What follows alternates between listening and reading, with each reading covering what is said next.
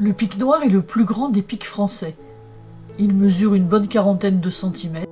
Moins coloré que ses cousins plus petits, il se distingue par un corps et des ailes noires. Sa tête est couronnée d'une calotte rouge. Celle du mâle part du front et s'étend jusqu'à la nuque, alors que celle de la femelle ne colore que l'arrière de la tête.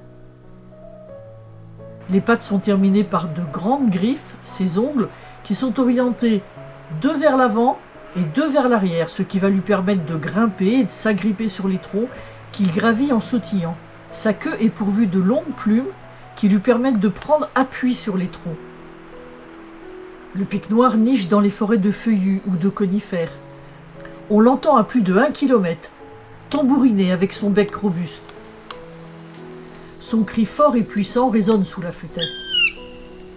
Les premières parades débutent dès janvier. Après des approches fécondes, le mâle propose à sa partenaire une ou plusieurs loges. Elle fera son choix. La loge est creusée par le mâle dans un arbre au tronc lisse, ici un peu plié tremble, et se situe à près de 20 mètres du sol.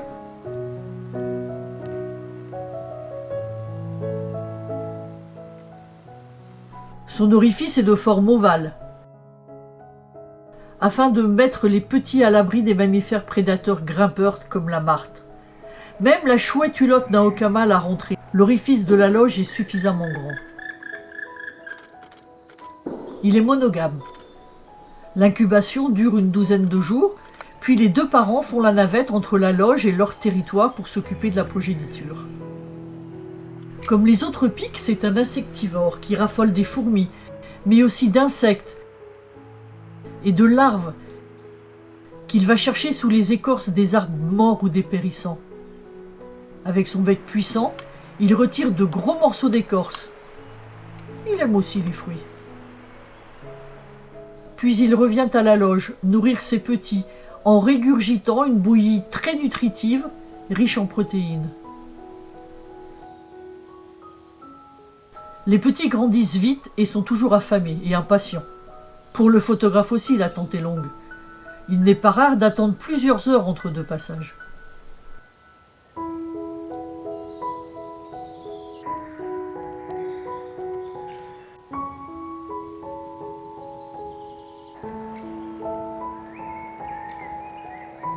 Leur territoire est vaste et ils doivent aussi s'occuper d'eux. Pourquoi pas un bon bain de sable pour faire disparaître les parasites?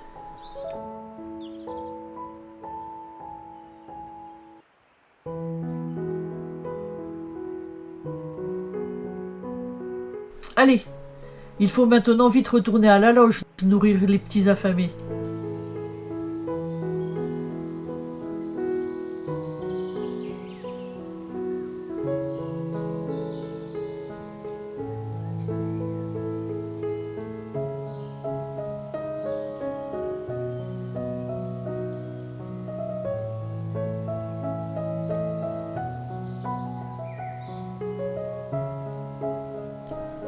Et repartir.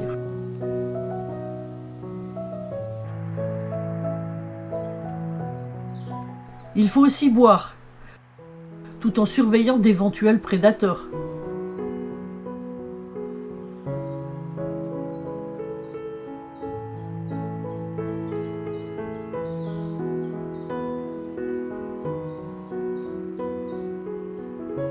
Et encore repartir vers la loge et les petits. À l'approche de sa loge, il commence par lancer des cris puissants et sonores pour signaler son arrivée.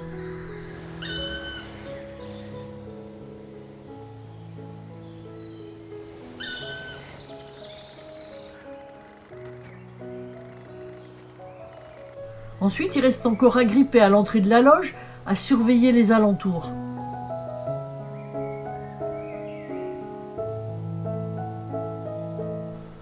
Avant de rentrer dans la cavité.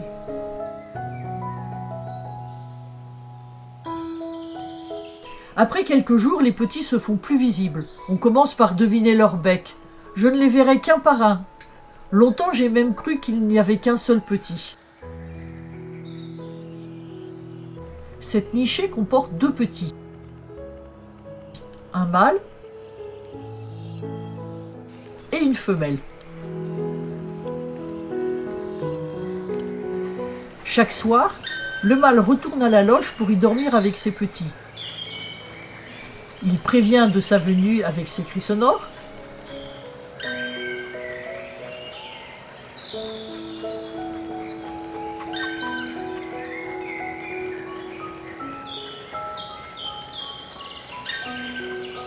La femelle vient donner une dernière becquée avant de s'envoler vers sa propre loge pour y passer la nuit.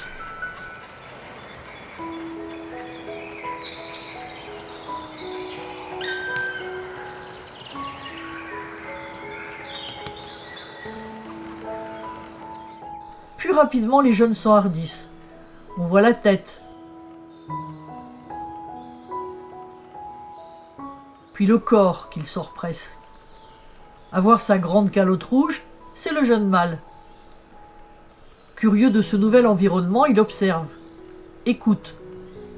Tout est nouveau pour lui, et cela aiguise sa curiosité.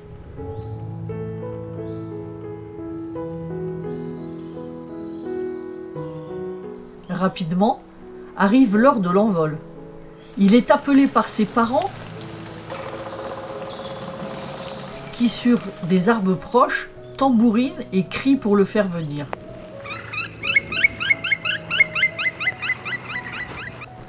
Il sort presque son corps, ses griffes, il s'agrippe sur le bord de la loge, l'envol est proche.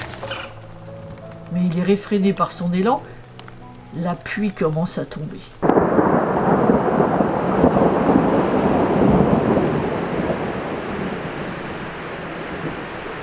L'orage gronde, les éclairs zèbrent le ciel. C'en est trop pour un premier vol, vaut mieux rester à l'abri. En quelques minutes, la forêt dégouline et se gorge d'eau. Même de la grêle en ce mois de mai. Il n'y a plus de saison, mon bon monsieur.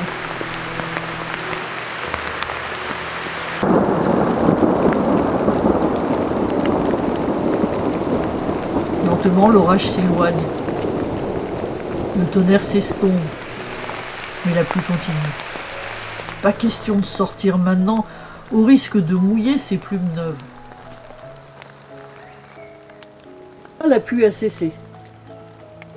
Encore un dernier tour de nourrissage.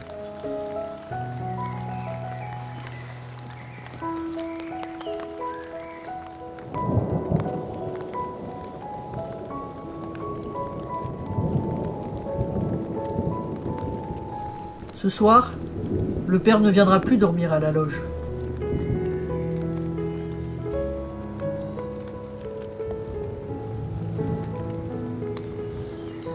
Le lendemain, la loge est vide.